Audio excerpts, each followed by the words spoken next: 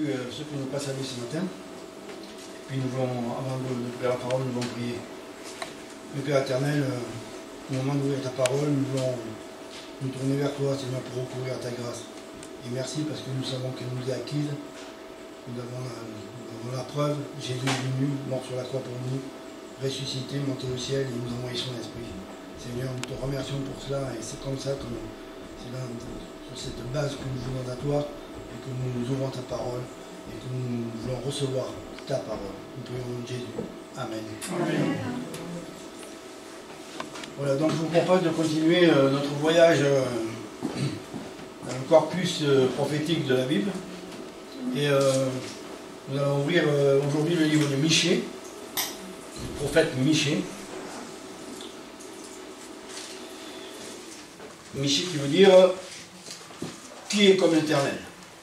Et ça sera un peu le fil conducteur de notre discours.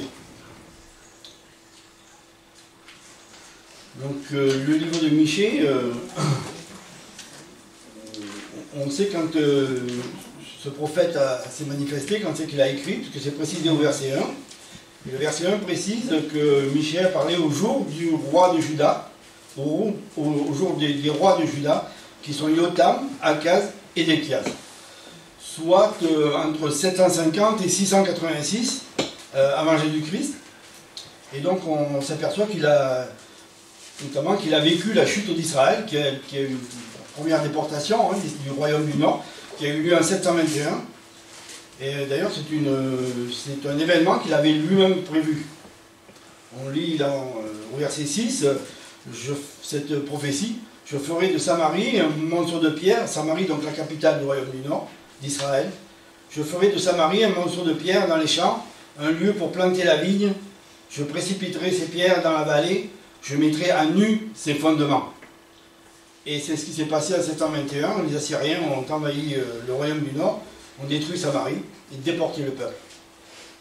Michée est un prophète qui est en Juda, qui est de Juda, mais il s'adresse autant à Jérusalem qu'à Samarie. Jérusalem, c'est la capitale du royaume du Sud. On désigne ce royaume-là par le nom de Juda, actuellement. Et le royaume du Nord, on désigne par Israël. Donc pendant cette période des rois, quand je vais employer le mot Israël ou Juda, ça désignera le royaume du Sud ou le royaume du Nord. Donc le royaume du Sud avec la capitale Jérusalem et le royaume du Nord avec sa capitale Samarie.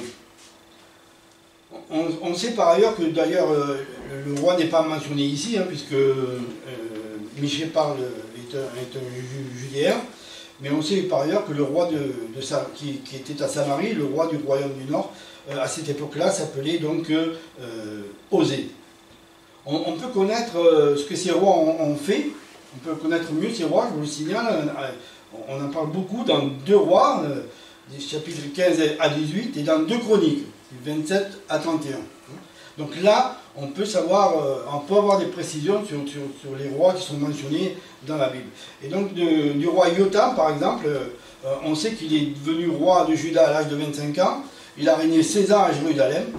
Et de lui, il est notamment dit, je cite, « Il fit ce qui convenait au Seigneur, toutefois les hauts lieux ne disparurent pas. » Akaz devient roi, son fils Akaz, donc qui lui a succédé.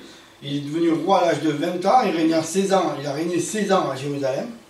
Et de lui, il est dit, il ne fit pas ce qui convenait au Seigneur, son Dieu, comme l'avait fait David, son père. Donc la référence à David est importante, parce que quand on se réfère à David, c'est la norme, et donc il est dit ici qu'il n'a pas fait ce qui convenait au Seigneur, et c'est par rapport à tout ce qu'a fait David qui était dans le cœur du Seigneur, et un homme selon le cœur du Seigneur. Et donc on imagine qu'il a fait des choses assez terribles. Et d'ailleurs, le texte précise plusieurs choses, et notamment j'ai noté ici qu'il a même fait passer ses fils au feu pour les sacrifier. Il offrait de l'encens aussi régulièrement sur les hauts lieux de Jérusalem, c'est-à-dire des lieux qui étaient consacrés à des idoles. Donc effectivement, il n'a pas fait du tout ce qui convenait au Seigneur. Le roi Osée qui règne dans le royaume du Nord à Samarie, Il est resté là 9 ans. Et il dit de lui qu'à la suite de beaucoup de rois d'Israël, il nous a dit qu'il fit ce qui déplaisait au Seigneur. Vous savez qu'il y a beaucoup de rois, il y a peu de rois qui ont fait ce qui plaisait au Seigneur. Et il y a beaucoup qui ont fait ce qui déplaisait au Seigneur. Et c'est pour ça que le Seigneur a envoyé régulièrement auprès de ses rois ses prophètes. Et notamment, par exemple, ici, le prophète Michée dont on parle. C'est sous ce roi Osée, d'ailleurs, qu'il faisait ce qui déplaisait au Seigneur, qu'en fait, le royaume du Nord a été donné à Salmanasar, le roi d'Assyrie. Donc, comme on l'a dit, qui détruira Samarie et déportera le peuple. En 721. On revient donc en Juda, au royaume du Sud, et le troisième roi qui est mentionné dans le verset 1, c'est Ézéchias. Il est devenu roi à l'âge de 25 ans, il a régné 29 ans à Jérusalem, et de lui, enfin, il est dit, il fit ce qui convenait au Seigneur, exactement comme l'avait fait David son père. D'ailleurs, on voit tout de suite la différence, parce que l'attitude repentante de ce roi, c'est cette attitude-là, ce retour à Dieu, sous l'impulsion d'ailleurs des prophètes Ésaïe et Michée, qui étaient contemporains, ce retour à Dieu qui va retarder le jugement de Juda. Hein. Vous savez que Juda sera envahi par les Babyloniens aussi quelques 130 ans après le royaume du Nord, en 786. Et donc ce jugement-là va être reporté. Pourtant, il avait été annoncé par Michée aussi, de la même façon qu'il a annoncé la perte du royaume de Samarie, du royaume du Nord. Michée avait prédit aussi la destruction du royaume de Juda. Et on trouve ça en Michée 3, verset 12. C'est pourquoi, à cause de vous, Sion sera labouré comme un champ, Jérusalem deviendra un monceau de pierre, et la montagne du temple, une sommité couverte de bois. Donc Michée avait bien prévu la perte de Jérusalem, mais donc ce jugement sera déporté de 130 ans. C'est à cause de la repentance d'Ézéchias. L'action du prophète Ésaïe et du prophète Michée va faire son effet, et ce roi va écouter et il va revenir à Dieu. Et donc le jugement sera reporté de 130 ans. On voit que Dieu écoute les prières. Il y a d'autres exemples encore bien plus frappants, hein, notamment celui d'Abraham, mais Dieu écoute les prières. Et c'est une prière importante que Ézéchias a adressée à Dieu et qui a fait que le jugement a été reporté. Michée, comme je viens de le dire, est contemporain d'Ésaïe, du grand prophète Ésaïe. Et d'ailleurs, on retrouve bien souvent des pensées très voisines chez l'un et chez l'autre, même des fois au mot près. C'est très intéressant de voir les deux versions, mais souvent ça se croise, hein, ça se complète. Et en tout cas, pour les prophéties messianiques, les prophéties de l'un et de l'autre se complètent complètement. Ésaïe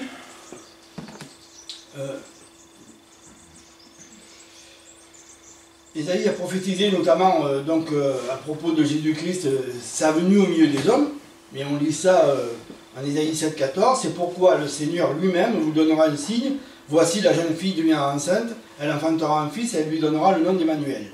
On connaît cette prophétie que Matthieu a repris, et donc Ésaïe a annoncé comment le Seigneur allait venir, mais il a aussi annoncé d'ailleurs comment il allait partir. Et là on a le fameux chapitre 53 d'Ésaïe que nous avons lu hier, que Joël nous a lu hier.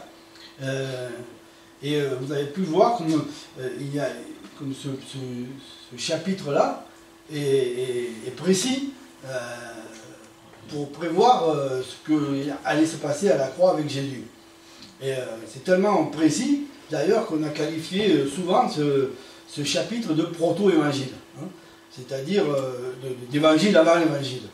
Et c'est vrai que on a encore vu hier, hein, quand on lit cela, on est comme étonné, hein, de cette précision, de cette description qui est magnifique, hein, dans le chapitre d'Ésaïe. Et c'est vraiment étonnant. Et quant à Michée, lui, il a prévu ou prophétisé le lieu qui verrait la venue du Seigneur. Et donc on connaît cette prophétie aussi connaît bien cette prophétie, puisqu'elle est reprise dans le Nouveau Testament, notamment par Matthieu, qui se trouve en Michée chapitre 5, verset 2. Et toi, Bethléem Ephrata, petite entre les milliers de Juda, de toi sortira pour moi celui qui dominera sur Israël et dont l'origine remonte au temps ancien, au jour de l'éternité.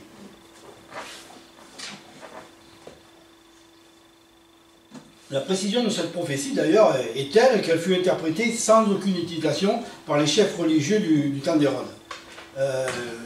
Les mages sont arrivés d'Orient, conduits par l'étoile, sachant que le Messie venait de naître, et ils arrivent à Jérusalem, ils ne savent pas trop aller, et donc ils vont voir le roi Hérode.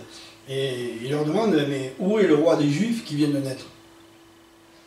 Et Hérode, qui ne sait pas trop, hein, il réunit les scribes, les principaux sacrificateurs, tous l'élite religieuse du moment, et pour leur demander. Et là, la réponse est immédiate. On trouve ça en Matthieu 2, versets 5 et 6. La réponse est immédiate, et lui dire à Bethléem en Judée, car voici ce qui a été écrit par le prophète, et toi, Bethléem, terre de Juda, tu n'es certes pas la moindre entre les principales villes de Juda, car de toi sortira un chef qui paîtra Israël, mon peuple. Donc tout de suite, ils ont répondu, la prophétie était claire. Et d'ailleurs, il faut dire qu'à ce sujet-là, je me suis fait la réflexion que quand même la prophétie dans la Bible, encore plus prophétique dans la Bible, est un phénomène qui est assez fascinant. Parce que vous ne pouvez pas me dire le contraire. C'est vraiment, ça a un poids dans la Bible, quand on s'y intéresse, effectivement ça a un poids énorme. Et je vais citer un de mes auteurs favoris, là, un auteur que j'aime bien, qui est le Pascal, qui a parlé de ça. Vous savez que quand on dit Pascal, on passe au philosophe, hein, c'est un philosophe, mais vous savez que c'était quelqu'un qui préparait, c'était un homme qui s'était converti, qui avait vraiment, et qui préparait donc une apologie du christianisme. Et d'ailleurs, son livre le plus connu, son ouvrage le plus connu, qui s'appelle Les Pensées, en fait, c'est un travail préparatoire qu'il faisait pour écrire son apologie, qu'il n'a pas eu le temps d'écrire, puisqu'il est décédé de maladie avant. J'aurais bien aimé la lire, celle-là. Mais voilà. On a quand même gardé ces réflexions, ces notes, parce que ce sont des notes en fait, qu'il prenait tout au long de la journée, qu'il gardait, et qui ont été réunies par la suite. Et voilà ce qu'il disait à propos des prophéties. La plus grande des preuves de Jésus-Christ sont les prophéties. Et il l'explique. Car un seul homme aurait fait un livre des prédictions de Jésus-Christ pour le temps et pour la manière, hein, c'est-à-dire pour le temps où il venait et de quelle manière il venait. Si un homme avait fait ça, et que Jésus-Christ serait venu conformément à ses prophéties, ce serait une force infinie, effectivement. Hein. Prévoir les conditions, la manière, etc., 7 ans avant, ce serait une force infinie. Sauf que lui, il continue et il dit, mais il y a bien plus ici. Il y a bien plus ici. C'est une suite d'hommes durant 4000 ans qui constamment et sans variation viennent l'un après l'autre prédire ce même avènement. Et oui, c'est un peuple tout entier qui l'annonce et qui subsiste depuis 4000 ans pour rendre ensemble témoignage des assurances qu'ils en ont et dont ils ne peuvent être divertis par quelques menaces et persécutions qu'on leur fasse. Et il conclut, ceci est tout autrement considérable.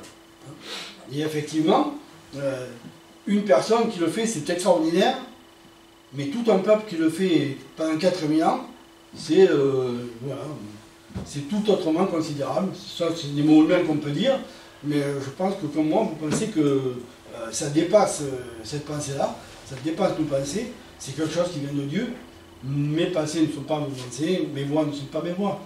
Et donc, c'est extraordinaire, et quand on s'intéresse à la prophétie, je vous assure que ça vous l'avez déjà fait certainement, c'est un encouragement fort pour la foi.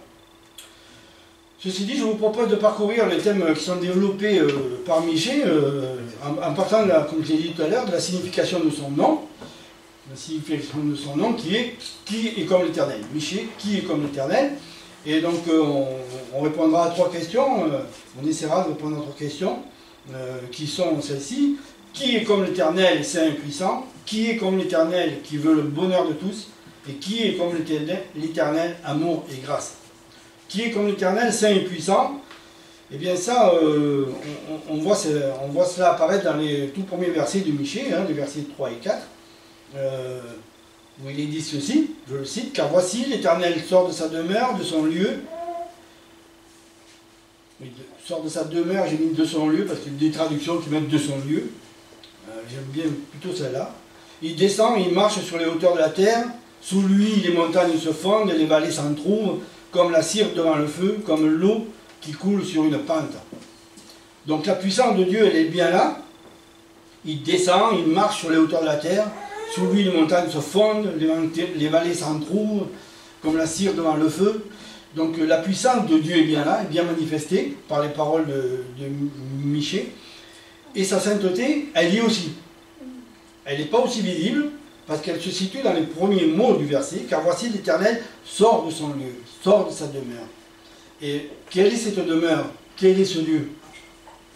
Nous le savons par ailleurs, notamment le psalmiste nous le dit, car il regarde du lieu élevé de sa sainteté, du haut des cieux, l'Éternel regarde sur la terre, car il regarde du lieu élevé de sa sainteté. C'est le psaume 102, verset 19, et le psalmiste n'invente pas, parce que Ésaïe met ces mêmes paroles dans la bouche de l'Éternel, dans la bouche même de l'Éternel. En Ésaïe 57, on lit « Car ainsi parle le Très-Haut, dont la demeure est éternelle et dont le nom est saint, j'habite dans les lieux élevés et dans la sainteté. » Voilà où Dieu habite. Quand la parole veut qualifier la demeure de Dieu, veut dire où Dieu réside, nous on dirait au ciel, on dirait dans les cieux, on dirait... mais ici, la Bible dit dans la sainteté. D'ailleurs, si nous devions trouver un point commun aux prophètes, hein, dont nous parlons toutes ces semaines, c'est bien celui-ci. C'est que mis en présence de ce Dieu saint, et même 3 fois saint, hein, souvent dans la Bible, c'est répété, hein, 3 fois saint, ils ont tous vécu au plus profond de leur être cette étrangeté absolue de Dieu par rapport à l'homme pécheur. Hein. Il y a effectivement une étrangeté qui est absolue. Oui, le mot est juste. Hein. Et on retrouve ça chez beaucoup de prophètes, pratiquement tous les prophètes mettent l'accent sur ça. Et notamment, je voudrais ici lire avec vous l'expérience emblématique d'Ésaïe, hein, qui reste quand même oui, un emblème, hein, une norme hein, dans la rencontre avec Dieu, des prophètes avec Dieu. Et on lit ça dans Ésaïe 6, c'est les 5 premiers versets, d'Ésaïe 6, et je vais le lire avec vous. L'année de la mort du roi Osias, je vis le Seigneur assis sur un trône très élevé, et les pans de sa robe remplissaient le temple. Des séraphins se tenaient au-dessus de lui, ils avaient chacun 6 ailes, 2 dont ils se couvraient la face, 2 dont ils se couvraient les pieds, et 2 dont ils se servaient pour voler. Ils criaient l'un à l'autre et disaient « Saint, Saint, Saint », 3 fois, hein, « Saint, Saint, Saint », et l'Éternel. On a déjà parlé du chiffre 3, qui manifeste une plénitude. Hein. Le chiffre 3, c'est quelque chose de complet. Voilà. Saint, Saint, Saint est l'Éternel des armées, toute la terre est pleine de sa gloire. Les portes furent ébranlées dans leur fondement par la voix qui retentissait, et la maison se remplit de fumée. Alors je dis, malheur à moi, je suis perdu, car je suis un homme dont les lèvres sont impures, j'habite au milieu d'un peuple dont les lèvres sont impures, et mes yeux ont vu le roi, l'Éternel des armées. Il y a un véritable fossé ontologique entre ce Dieu saint et l'homme pécheur. Je crains que parfois, nous oublions ce fait-là. Et l'approche respectueuse, avec piété et avec crainte, comme il est dit dans Hébreu, qu'il est bon d'avoir devant notre Père. Quand bien même, celui-ci nous convie à nous approcher du trône de la grâce. Quand bien même. Il fut un temps d'ailleurs où le Seigneur faisait payer cher cet oubli.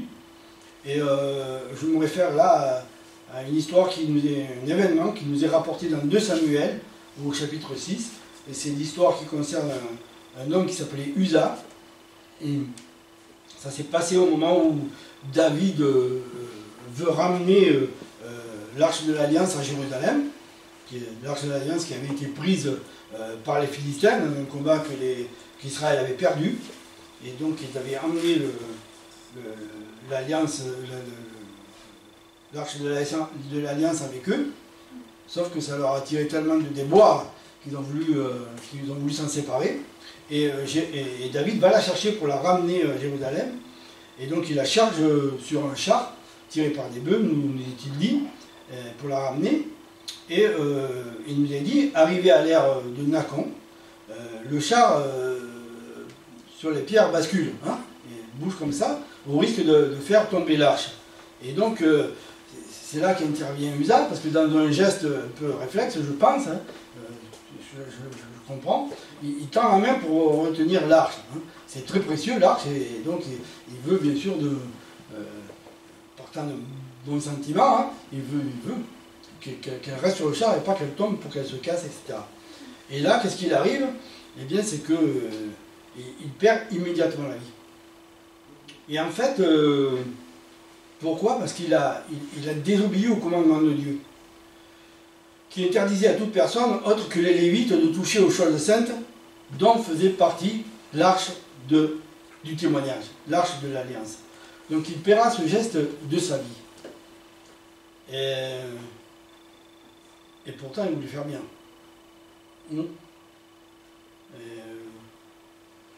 Si on regarde nos vies, c'est souvent, ça nous arrive souvent, hein, de vouloir faire bien, et après coup on peut réfléchir à dire. Voilà. Donc il a voulu faire bien, mais c'est pas ça la vie du chrétien. C'est pas ça la vie de celui qui appartient à Dieu. Il fait pas comme il a envie, il fait comme Dieu dit. Et ici le commandement, c'était que personne d'autre que les Lévites devait toucher aux choses saintes. Il va le payer immédiatement de sa vie.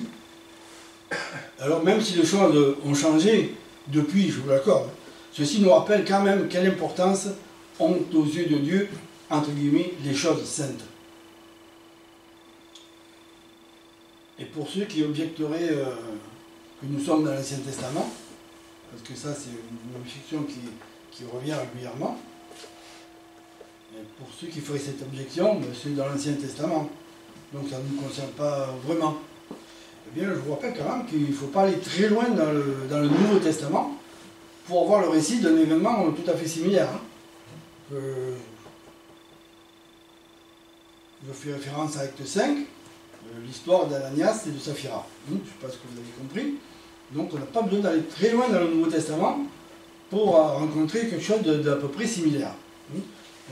Ces deux-là l'ont payé aussi de leur vie. On peut noter au passage que ce fossé ontologique que par ailleurs Dieu exprime par le prophète Isaïe de cette façon, j'ai cité tout à l'heure, car mes pensées ne sont pas vos pensées, et mes voix et vos voix ne sont pas mes voix. Il y a vraiment une séparation. Quand je dis ontologique, ça veut dire qu'il concerne l'être. Hein, voilà. Ça concerne l'être. L'être de Dieu et notre être, c'est pas la même chose. Nous sommes, comme Dieu est, nous sommes, mais nous ne sommes pas du tout de la même façon. Notre rapport au monde n'est pas du tout le même, et c'est pour ça qu'on parle de fossé ontologique. C'est quelque chose qui n'est pas superficiel, qui n'est pas conjoncturel, qui n'est pas de l'ordre de la variation, mais qui est de l'ordre de l'être. L'être de Dieu n'est pas du tout le même que nous, et c'est bien ce qu'a voulu exprimer le Seigneur par le prophète Isaïe, car mes pensées ne sont pas vos pensées, et vos voix ne sont pas mes voix. Ça n'a rien à voir. Et ce fossé-là ne peut être comblé que par Dieu lui-même. D'ailleurs,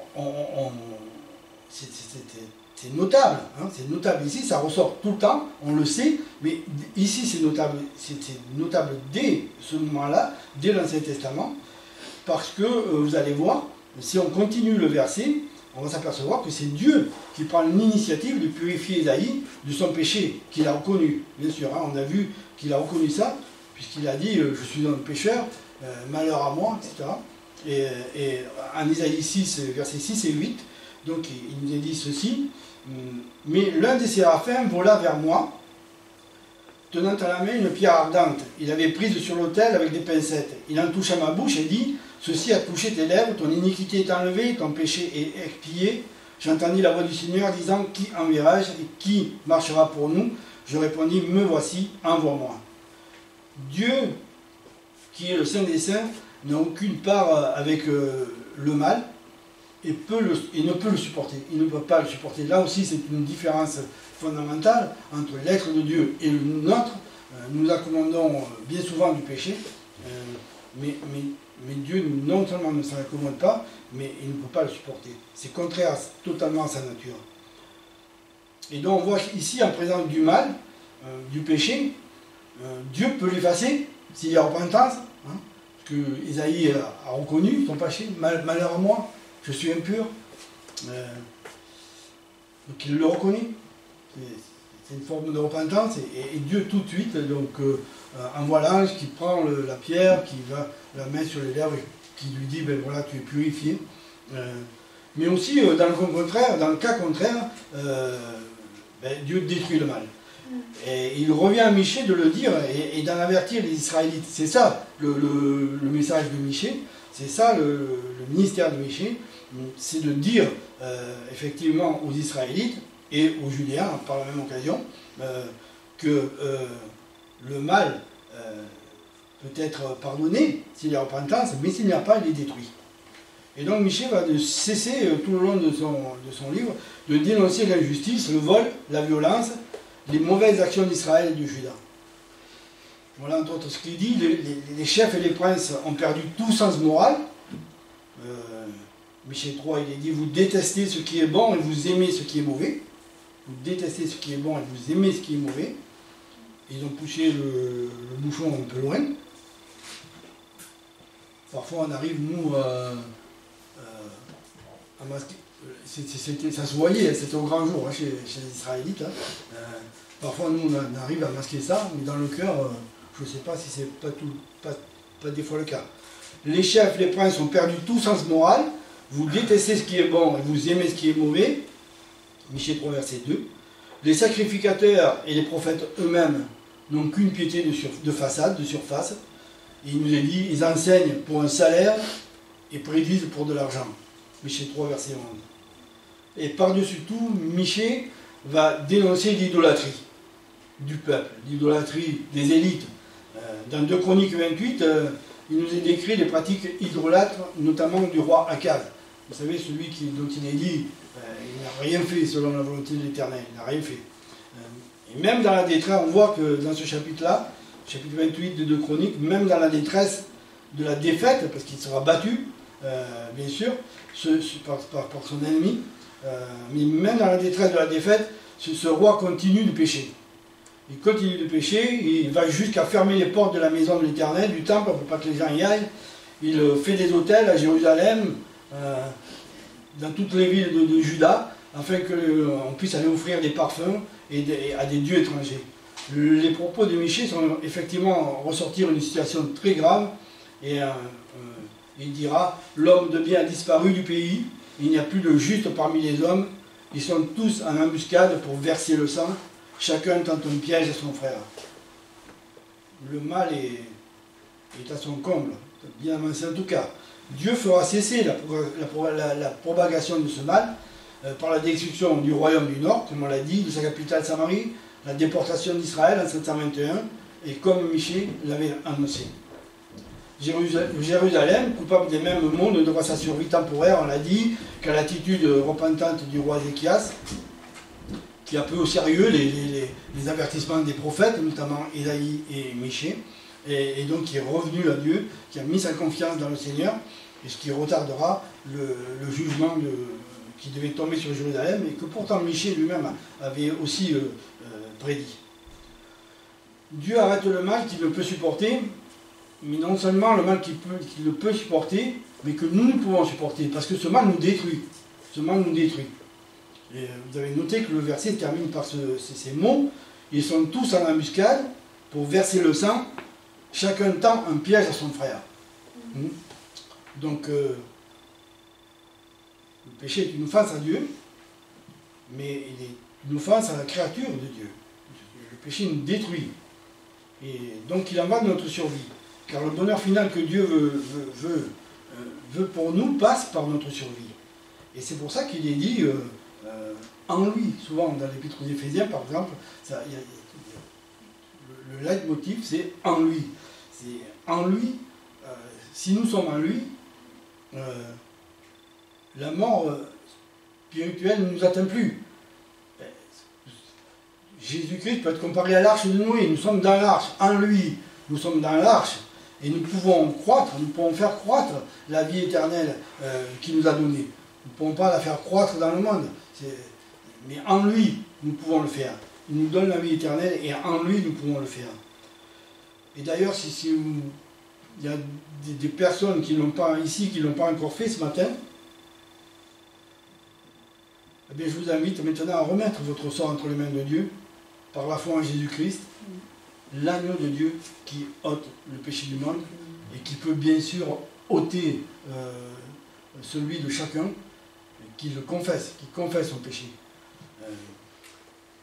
Je vous invite à le faire vraiment. Et pour ceux qui l'ont fait, comme moi par exemple, eh bien je renouvelle cette volonté de mettre ma vie entre les mains de Dieu. Et je crois qu'on peut faire ça régulièrement. Hein. Il y a de quoi faire. Il y a de quoi faire. Parce que nous oublions vite. Nous dérivons vite. Heureusement que nous sommes là, ensemble. Heureusement que Dieu a prévu l'Église. Que Dieu a prévu les frères. Que Dieu a prévu les ministères. Que Dieu a tout prévu. Pour que nous restions dans la foi. Et que nous l'adorions. Et qu'il nous conduise jusqu'à ce moment où il va revenir. Et nous serons avec lui pour toujours. Vraiment, nous prions pour ça. Nous le louons pour ça. Je vous assure que si vous lui demandez sincèrement de faire ça, il va le faire. Parce qu'il a tout prévu, il veut notre bonheur. Et d'ailleurs, le deuxième point que nous allons voir, la deuxième question auquel nous allons tenter de répondre, comme je vous l'ai dit tout à l'heure, c'est qui est comme l'Éternel, qui veut le bonheur de tous. Parce qu'en effet, si Dieu envoie le prophète annoncer le jugement, ce n'est pas pour anéantir, mais bien pour redresser et sauver, pour toucher les consciences et faire revenir de la mauvaise voie. L'épreuve, le châtiment, la correction, in fine, vise la remise en question, le questionnement sur Dieu et sur ce qui doit être fait pour le satisfaire. Et Michel exprime ce questionnement au chapitre 6, versets 6 et 7. Il répond à un cœur qui serait sincère et qui chercherait à comprendre. Et qui chercherait à comprendre comment Dieu peut être satisfait. Et il répond à cette question. Et en tout cas, il répond. D'abord, il pose le questionnement. Et le questionnement qui est posé, c'est celui-ci, au chapitre 6, versets 6 et 7. Il le propose de cette façon. Avec quoi me présenterai-je devant l'Éternel pour m'humilier devant le Dieu très haut? Me présenterai-je avec des holocaustes, avec des veaux d'un an? L'Éternel agréera-t-il des milliers de béliers, des myriades de torrents d'huile? Donnerai-je pour mes transgressions mon premier-né, pour le péché de mon âme le fruit de mes entrailles? Et à ces questions, pour peu qu'elles viennent d'un cœur sincère, Dieu manifeste son amour par une réponse simple et claire. C'est Michée 6,8. On t'a fait connaître, ô homme, ce qui est bien, et ce que l'Éternel demande de toi, c'est que tu pratiques la justice, que tu aimes la miséricorde et que tu marches humblement avec ton Dieu. Voilà la réponse simple de Dieu. Mais alors, la loi se résume-t-elle vraiment avec cela? Parce que la loi était bien plus compliquée que ça. Et est-ce qu'elle se résume à cela? Eh bien, j'ai tendance à répondre oui, car ce que Dieu veut, au final, c'est une relation avec l'homme qu'il a créé, renouer ce contact avec lui, un dialogue, une communion retrouvée, et c'est ça que Dieu veut. Et c'est pour ça qu'il a envoyé Jésus-Christ, son Fils, qui nous a donné son Saint-Esprit. Tout ce que le péché empêche, contrarie, complexifie, à l'image d'ailleurs de la loi, du système rituel que Dieu a dû imposer pour que le contact reste possible avec lui. Enfin, pour que lui puisse rester en contact avec nous, jusqu'à ce que Jésus vienne et par sa mort expiatoire anéantisse le péché et détruise le mur de séparation. C'est à ça qu'a servi la loi, c'est à ça qu'a servi ce système rituel très compliqué à nos yeux. C'était pour maintenir le contact. C'était pour préparer effectivement la venue de Jésus-Christ. Hein, le sacrifice une fois pour toutes. Et Dieu a réussi à maintenir ce contact jusqu'à ce que Jésus vienne et qu'une fois pour toutes, il expie le péché, il anéantisse le péché et il détruise le mur de séparation. Donc, Jésus a détruit le mur de séparation qui nous séparait de Dieu. Et l'apôtre Paul, dans Éphésiens 2, 14-18, l'exprime bien de cette façon. Car il est notre paix, lui qui des deux n'en a fait qu'un, et qui a renversé le mur de séparation, l'inimitié, ayant anéanti par sa chair la loi des ordonnances dans ses prescriptions, afin de créer en lui-même, avec les deux, un seul homme nouveau, en établissant la paix, et de les réconcilier l'un et l'autre en un seul corps, avec Dieu par la croix, en détruisant par elle l'inimitié. Il est venu annoncer la paix à vous qui étiez loin, et la paix à ceux qui étaient près, car par lui, nous avons les uns et les autres accès auprès du Père dans un même esprit. Qui, après cette lecture, pourrait dire que Dieu ne veut pas le bonheur des hommes? Il veut notre bonheur, il veut mon bonheur, il veut ton bonheur. Et ce matin, si tu ne connais pas ce bonheur, il suffit juste de se confier en lui. Comme l'a dit tout à l'heure notre frère, il faisait remarquer, je ne sais pas prier, je ne sais pas dire quoi au Seigneur. Donne ton cœur. Mon fils, donne-moi ton cœur. Voilà, un résumé encore bien plus court que ce que je viens de dire de la loi. Ça se trouve dans les proverbes. Mon fils, donne-moi ton cœur. Voilà ce que Dieu veut. Et à partir de là, tout change.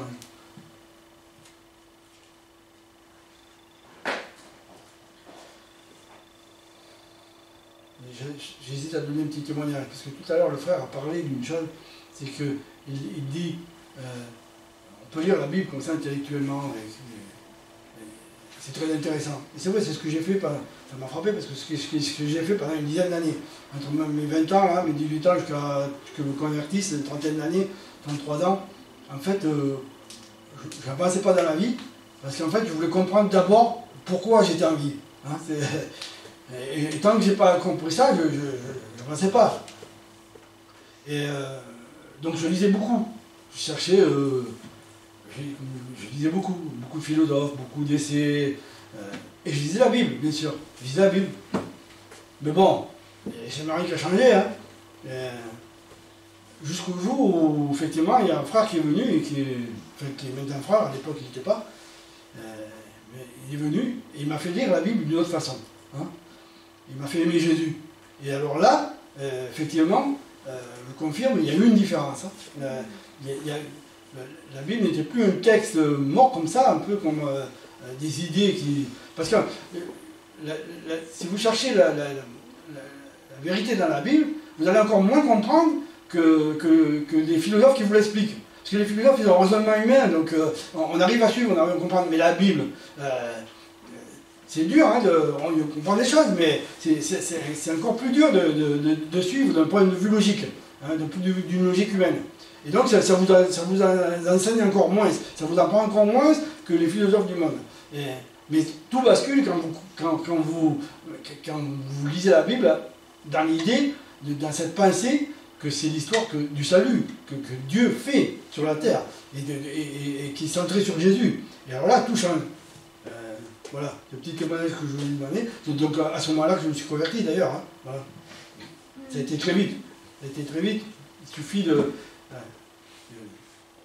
La Bible n'est pas un livre d'enseignement comme ça, un livre quel qu'il soit. C'est un livre qui donne la vie. Effectivement, le frère l'a dit. C'est un livre qui donne la vie. Hein. Mais encore faut-il être attentif à la vie en tout cas à la vie que Jésus a donnée sur la croix. Et la troisième question, qui est comme l'Éternel, amour et grâce? Alors dans son dernier message du chapitre 7, là, verset 18-20, Michée va proclamer avec force la bonté et la bienveillance de l'Éternel. Après avoir tant condamné, tant dénoncé, tant repris, il déclare maintenant que l'Éternel n'est pas celui qui garde sa colère à toujours. Et oui, la bonne nouvelle, c'est que Dieu pardonne, c'est que Dieu oublie. Et c'est étonnant, Dieu oublie, c'est étonnant. Lui qui voit tout et qui sait tout, accepte de ne plus se souvenir de notre désobéissance, de notre péché. Il le dit dans le chapitre 7 de Michée, avec le poids des mots, mais aussi avec le poids des images. Et j'ai noté ces deux formules. Il mettra nos fautes sous ses pieds, il les jettera au fond des mers. Il les jettera au fond des mers. L'océan est profond. Il mettra nos fautes sous ses pieds. Il les piétinera, même certaines versions disent. il les jettera au fond des mers. Michée 7, verset 19. Quelle religion peut apporter un plus beau message que celui-ci? Quelle religion? Vous savez, les religions proposées par le monde ont cru égaler celles proposées par la Bible, en instituant, à l'instar de la loi, tout un système très sophistiqué de règles, de choses obligatoires à faire, dans le but, effectivement, que l'homme soit approuvé de Dieu. Mais ces religions mondaines ont oublié un petit truc, un petit détail. C'est que ces règles dictées par la Bible, la loi, donc ce qu'on appelle la loi, n'étaient en fait pour le Dieu de la Bible qu'un tremplin pour annoncer le pardon et l'oubli des fautes, pour ceux qui s'approchent de lui avec humilité et dans la repentance, au nom de son Messie. C'était la loi, nous a dit l'apôtre Paul, c'était le pédagogue. Hein. Ça nous a gardés jusqu'à ce moment où nous pouvons nous confier dans le Seigneur, dans Jésus-Christ, au nom de l'agneau, Jésus qui ôte le péché du monde, une fois pour toutes. Voilà la loi à quoi elle a servi. Mais ça, les religions du monde ne l'ont pas compris.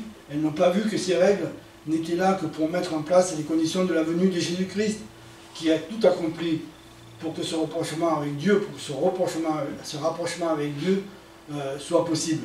N'est-ce pas? Et la loi a servi à ça.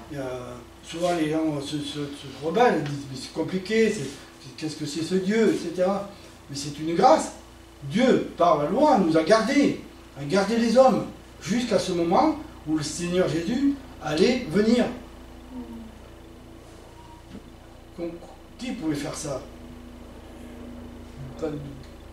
Garder les hommes comme ça pendant des milliers d'années, garder ce contact avec eux. Et c'est pour ça que la loi a été instituée, tout ce système rituel, etc. Nous ne l'avons plus aujourd'hui.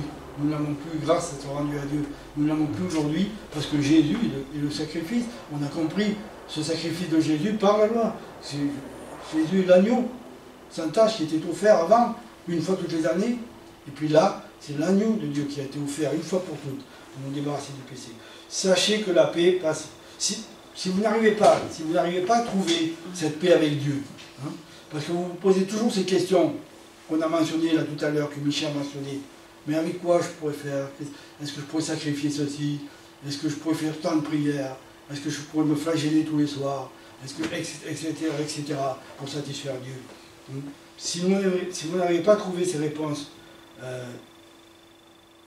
pour savoir quoi il faut faire pour apaiser, que Dieu soit apaisé envers vous, eh bien, sachez que la paix passe par une personne, et une seule, Jésus-Christ, en qui vous devez placer votre confiance pour connaître le Père.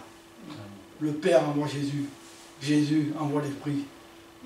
Et si nous confions en lui, il va nous donner son esprit pour que nous connaissions les choses de Dieu, pour que nous connaissions la Bible. Et je terminerai par ces versets de l'apôtre Paul qui sont mentionnés dans Timothée, car il y a un seul Dieu et aussi un seul médiateur entre Dieu et les hommes, Jésus-Christ, homme, qui s'est donné lui-même en rançon pour tous. Donc, tous, nous pouvons venir chacun à Jésus. Et Dieu illuminera notre cœur. Dieu nous fera connaître sa grâce, son amour, comme il a été dit plusieurs fois depuis hier. Et nous nous remercions pour ça. Et je vous invite à le faire, si vous ne l'avez pas déjà fait, je vous invite à le faire dans votre cœur. Nous allons prier. Père éternel, nous rendons grâce pour les prophètes que tu as envoyés auprès de ces rois qui ne pensaient qu'à oublier ta parole, t'oublier, entraînés qu'ils étaient par le péché. Seigneur, nous avons été de cela. Nous avons fait pareil. Et nous avons eu notre prophète, Jésus, le prophète.